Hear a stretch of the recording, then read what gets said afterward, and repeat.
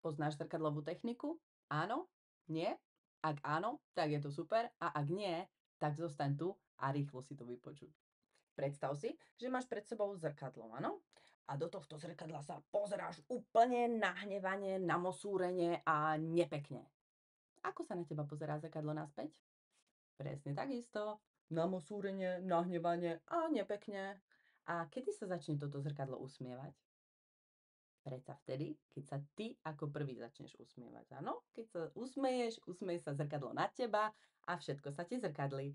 Takže takto funguje kreácia v skratke a tvorba vlastnej reality, ktorú si sám tvoríš. Každé ráno sa postavíš pred zrkadlo, pretože to robí každý z nás, sa postaví pred zrkadlo a OK, čo mu chceš povedať? Čo chceš povedať tomuto zrkadlu?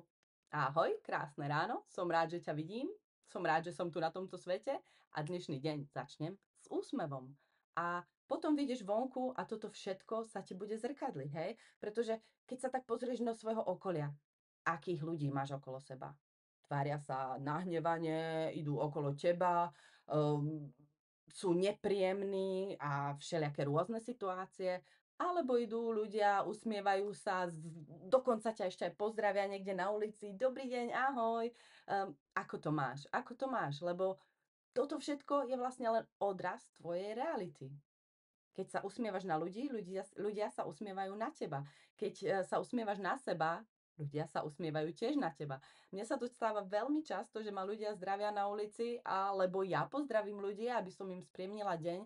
A práve takto myslím, že v skratke si môžete predstaviť, ako to funguje. Hej? Čiže dávajte pozor na to, čo dávate, pretože všetko je závislé od našich myšlienok, od našich emócií a nastavenia a od toho, čo hovoríme a ako sa tvárime.